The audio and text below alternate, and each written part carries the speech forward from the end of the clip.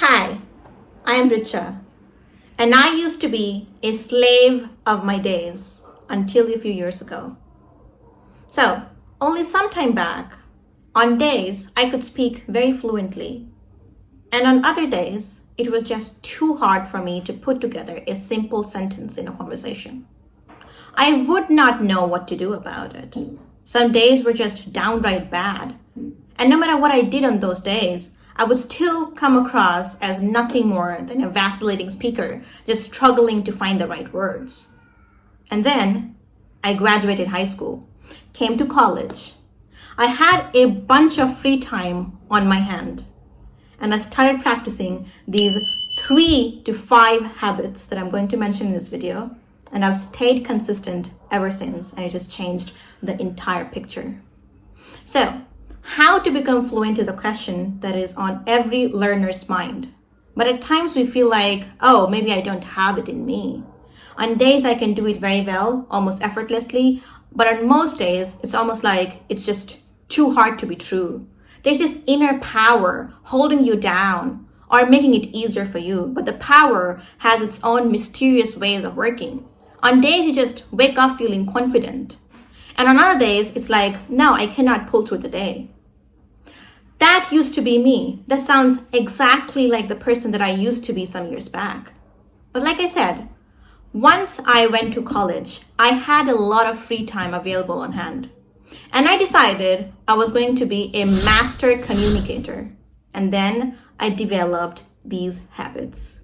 I will try to club these habits 2 in 1 to make it a very compact and educational video. I don't want to stretch it at all, but I want you to listen to it through the end so that you understand every bit and you're able to apply it exactly the way I did it for myself. The first thing that I changed about my routine is studying English at high energy hours of the day. Now, by high energy hours, I mean we all feel more energized during certain hours of the day. It depends on your personality, your lifestyle, and also your sleep cycle. For me, it is mornings and evenings. That doesn't mean that studying in the afternoon or studying late night is a bad thing. I know many people who study best at nights. I know some people who study best in the afternoon. So it depends on you. But for me, it is morning time, early morning. So this is what I do. I've been waking up at the same time for the past 5 to 6 years, and it works like wonder. I wake up at around 5:30. I spend the first 15 minutes getting myself ready for the morning routine, and then I get a book. I start reading it. I read 20 pages, like I've mentioned quite a few times on my channel. I read 20 pages from a book, and I have like a very rigorous reading session. I block all the distractions. I don't have my phone around me. That is besides the point, but still I'm just trying to give you the whole picture.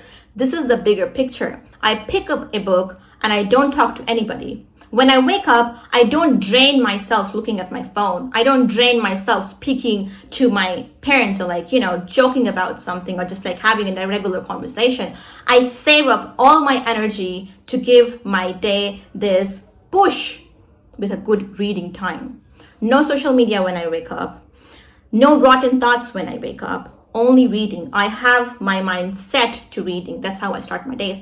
20 pages from the same book. And then I do something that most people forget about. You have to study at the same hour or at the same time every single day. This is called rewiring. Sounds familiar? It's almost become like a buzzword, rewire your brain. But what is the process? This is the process. Unless you teach your brain to do certain activities, especially the activities that you don't grow up liking, for example, reading. So you have to do the same thing at the same time every single day so that your brain learns about it. There is this process of rewiring taking place, because it does take some getting used to. So this is what I do. At around 5:45, I start reading, and I do it at the same time every single day. Does it mean that my routine is perfect? and I don't even skip a day? No, not at all. On days I wake up feeling tired. On days I wake up feeling drained and it's like I don't want to do anything. But the thing that I would do differently than you is I would not use the time to consume any Hindi content. And by Hindi, I mean in your native tongue. If your native tongue happens to be Malayalam or Tamil or Ukrainian or Spanish, whatever it is, for me it's Hindi. I would never spend those hours consuming Hindi content because that goes on the entertainment side. I would never use my study time for entertainment, is what rewiring is all about. That's when your brain is conditioned to study. That's when your brain becomes comfortable around these things. And so when you do reading at a particular time, practicing at a particular time, and have conversations at one particular time, you become pro at these things at specific hours of your life. You'd know it for yourself if you try it for a few days at least. Even if you do it for the first 3 days, obviously you have to stay consistent with it for the next 66 days is what I keep saying on my channel. And I won't budge because this is a fact. But in the first 3 days itself, you'll see that there is a chasm of a difference, a world's difference. Going back to the point, I read at the same hour every single day. And if one morning I wake up feeling drained, I don't have the energy to do anything, what would I do? I'd rather go back to sleep or, go on a drive somewhere than use the same time for doing anything else than reading. I'd waste that time sleeping, but I would not consume any Hindi content at that time. Because what it does to your brain is that your brain feels tired consuming entertainment at the time of studying. And this is a tool that the world's best students use. How do I know about it? Research, theses. This is what I want you to do as well. Read, listen, write, or practice, whatever it is that you do it at the high energy hours of the day. It could be in the morning, in the afternoon, in the evening, or at night, depending on you entirely. It's all about you. And then do the same thing repeatedly, day after day, month after month, year after year. Don't break the routine. Don't keep juggling your schedule. The next point is even more awesome. The question, how do I remember vocabulary while speaking? Because I know so many people, I'm actually surrounded by people who get a lot of listening, who do a bit of reading, and just know good vocabulary in general. But they aren't able to use it. I only know a few people who are able to use the vocabulary that they pick from reading or listening. Why is that? Why is there a big gap in the ratio of people who listen and those who are able to use that information in conversations? It is because, come closer. It is because you're only training your visual memory if you learn the words by reading, or your audio memory if you learn it by listening. But what about your recall memory? Yes. There is something called recall memory. And you know what? That is the final and the most important step to learning something. What do? We listen to conversations just like a pastime activity. I did the same thing. I would listen to a conversation while loading the dishwasher, for example. Yeah? And I would not repeat it because I don't like repeating videos. And it's completely fine if you don't want to repeat the videos that you're listening to. But then you'll have to do something different. Repetition is going to strengthen certain muscles in your brain. It's going to make you sharper in a different way. You'll become more familiar with the words. You'll become more familiar with the sound. But it's not going to help you remember words while conversing. The only thing that will help you with this problem of forgetting vocabulary while talking is by training your recall memory. Now let's discuss how to do it. The way I do it, for example, if I'm reading a book, after 20 pages of reading, at the end of my reading session, I close the damn book. This is an important point. You have to close it. put it aside, close your eyes if you want, and then try to recollect all the words, the good sentence structures and phrases that you read in those lines, in those pages. Try active recalling. It's called active recalling. Again, this is a tool that highly efficient, highly productive people use. And I wouldn't want to say that I am not a very efficient learner. I wouldn't say I'm a very, very efficient learner either, but I'm somewhere in the middle. I would say I'm an efficient learner.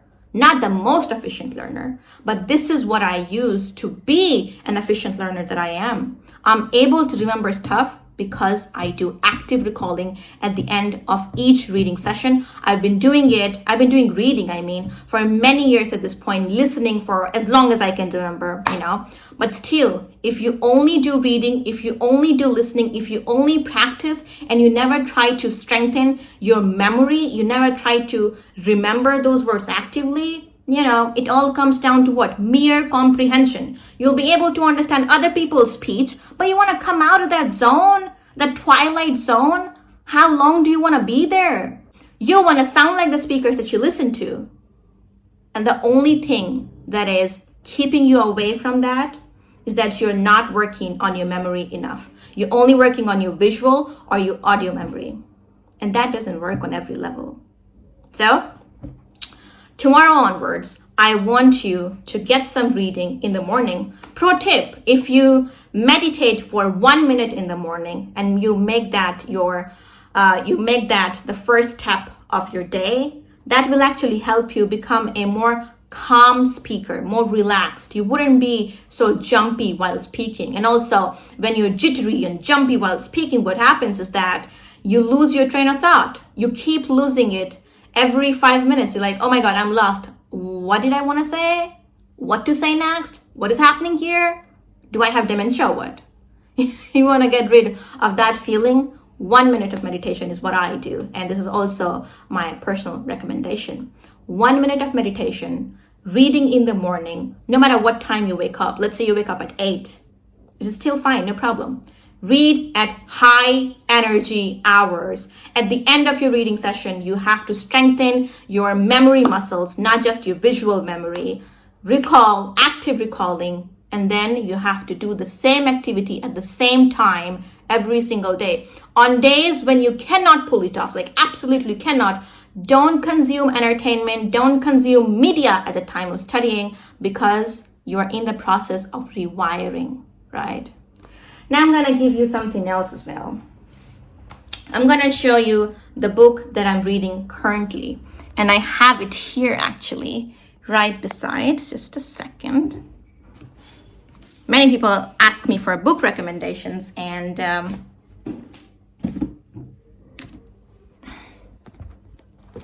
here it is. What They Teach You at Harvard Business School. This is my current favorite book. Also, I'm going to tell you my current favorite YouTube video. Here it is. This is my current favorite YouTube video. You can see the title, and this man is amazing. But I'm going to talk about this book for a bit. This book is not as interesting as you think it could be because, see, the cover is pretty shiny, but it is not full of dopamine hits, like scrolling reels.